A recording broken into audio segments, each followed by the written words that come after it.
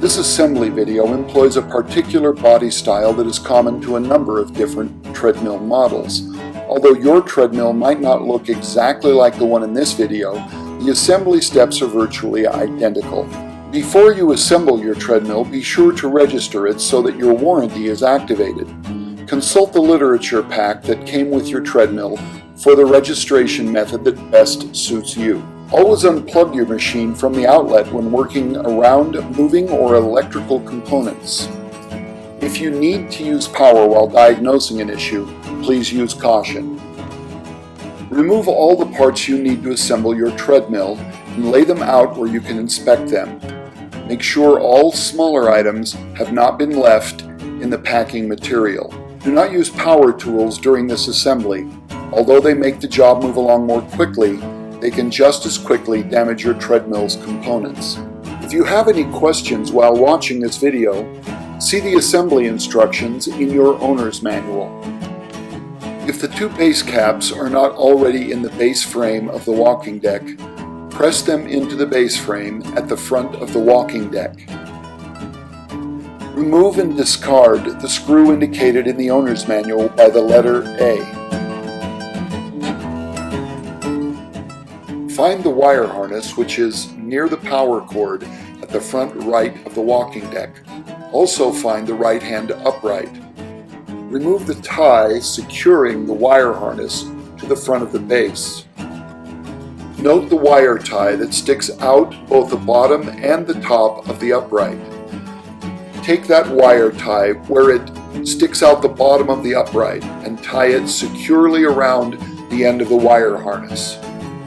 Insert the wire harness along with the wire tie into the lower end of the right hand upright. Next, pull the other end of the wire tie out of the top of the right hand upright. Do not pull too forcefully. You do not want the wire harness and the wire tie to separate. Once the top end of the wire harness is out of the upright, you can remove the wire tie. Now lay the right hand upright back down near the base and press the plastic grommet on the wire harness into the square hole in the right hand upright.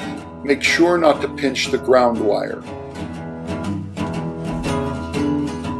Next, attach the ground wire to the right hand upright using a number 8 by 1/2 inch silver screw. Insert a wheel spacer into one of the two front wheels. Now hold the wheel inside the bottom of the right hand upright and insert a 3/8 inch by 4 inch screw with a 3/8 inch star washer into the right hand upright and the wheel. Repeat this step with the left hand upright. Now it's time to mount the uprights to the base frame. Place some packing material under the front end of the base frame as indicated here by the letter B. This will give yourself a little extra room to work. Now insert two 3/8 inch by 4 inch screws with two 3/8 inch star washers into the bottom of the right hand upright.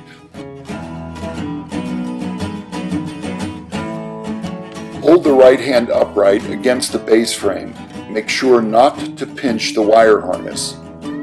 Partially tighten the 3 screws into the base frame. Do not fully tighten the screws yet.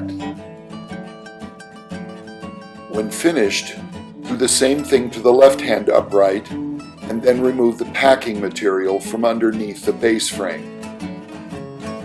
Find the 4 5/16 by 3/4 inch screws on the inside of the uprights. Remove and save these. Find the left and right hand upright base covers and slide them onto the uprights, but do not press the base covers into place just yet. Locate the console base back and carefully slide it onto the two uprights. You will not attach it yet, so let it slide all the way down the uprights. Attach a handrail to the right hand upright with two 5/16 by 2.5 inch screws and two 5/16 star washers. careful not to pinch the wire harness, which you have pulled up through the right hand upright. Set the screws, but do not fully tighten them. You will tighten them only after the uprights have been squared up. Next, remove and discard the 2 silver screws in the handrail. Then attach the other handrail to the left-hand upright in the same way. Find the pulse bar and place it across the handrails so that the pulse wire is on the left-hand side. Start 4 number 10 by 3/4 inch screws with 4 number 10 star washers into the pulse bar and the handrails. Next, insert the pulse wire through the looped cable tie on the left handrail. While standing in front of the treadmill, push the pulse bar as far forward as you can, then tighten the number 10 by 3/4 inch screws. Do not over-tighten the screws. Now fully tighten the 4 5/16 by 2.5 inch screws in the handrails.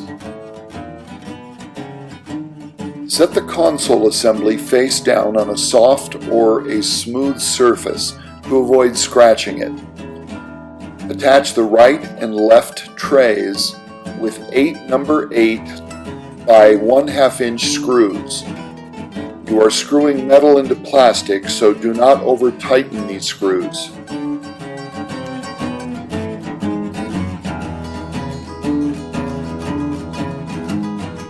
Then remove the 4 1/4 inch by 1/2 inch screws, indicated by the number 31 in the assembly instructions found in your owner's manual. Save these screws. They will be used later. Place the console assembly over the front end of the handrails. Make sure not to pinch either the pulse wire on the left or the wire harness on the right. Now route the pulse wire through the 3 looped cable ties.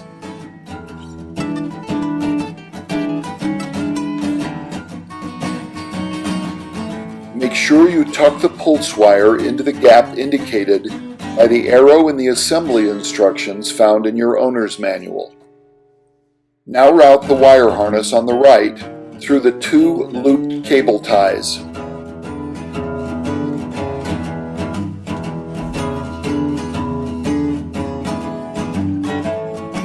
Then tuck the wire harness into the gap indicated by the arrow in the assembly instructions found in your owner's manual. Now you can fully attach the console assembly with the 4 1/4 inch by 1/2 inch screws that you removed and saved earlier, along with 1/4 inch star washers. Start all 4 screws first, and then tighten them fully. Make sure not to over-tighten them. Find the console insert and set it onto the console assembly. Make sure that none of the wires from the console assembly are pinched. Connect the ground wires, the 8-pin wires, the 10-pin wires, and the 4 speaker wires. The wire harness you pulled up through the right-hand upright has 8 pins. The pulse bar wire has 10 pins, and the speaker wires have 2 pins. The connectors should slide together easily and snap into place. If they do not, you might have one of them upside down. Turn one connector around and try again. If you do not get these connections made properly, the console may become damaged when you turn on the power. After all the wires are connected, make sure the pulse bar wire and the wire harness are tucked up where they should be. Then tighten the 5 cable ties around these 2 wires, making sure that no wires are resting on any posts other than those with cable ties. Now, cut off the ends of the cable ties. Then attach the console insert to the console assembly with 6 number 8 by 3/4 inch screws. Start all 6 screws first, and then tighten them. Next, slide the console base back up to the handrails and insert the flange on the console base back into the handrails. Be sure to tuck the speaker wires into the slots in the console base back. Now secure the console base back with 10 number 8 by 3/4 inch screws. Start all 10 screws first and then tighten them. Carefully slide the upright crossbar between the uprights. Attach the upright crossbar with the 4 5/16 by 3/4 inch screws that you removed and saved earlier, along with 4 5/16 star washers. Start all 4 screws first and then tighten them. Attach the tray to the upright crossbar with 4 number 8 by 3/4 inch screws. Start all 4 screws first and then tighten them.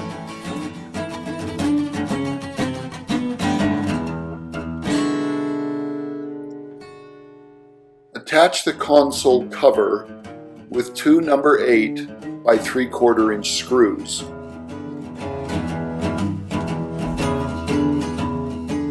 Next, tighten the 6 3/8 by 4 inch screws at the bottom end of both uprights. And press the upright base covers into place. Now you are ready to attach the storage latch. If you have assembled your treadmill on a smooth surface, be careful that it doesn't roll forward during this process. Raise the walking deck frame to the upright position. Have a second person hold the frame upright until the storage latch is attached. Find the latch crossbar and remove the 2 5/16 by 3/4 inch screws from the latch crossbar. Orient the latch crossbar so that the "This Side Toward Belt" sticker is facing the underside of the treadmill. Attach the latch crossbar to the brackets on the walking deck frame using the 2 5/16 by 3/4 inch screws you had just removed, as well as 2 5/16 star washers.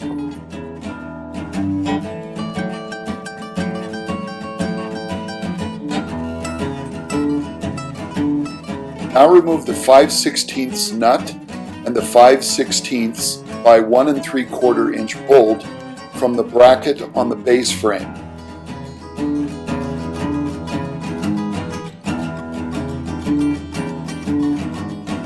Attach the lower end of the storage latch to the bracket on the base frame with the 5/16 by 1 3/4 inch bolt and the 5/16 nut that you removed earlier. Note that the lower end of the storage latch is narrower than the upper end and it does not have a tie through it.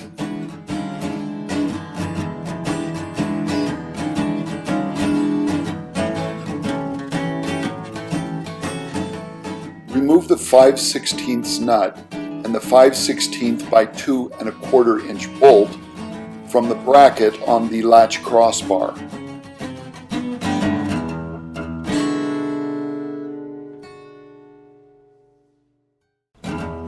Now raise the storage latch to a vertical position and align the upper end of the storage latch with the bracket on the latch crossbar. If there is a tie through the bolt holes, remove it. Then, reinsert the 5/16 by 2 1/4 inch bolt through the bracket and the storage latch. This action will push a spacer out through the storage latch.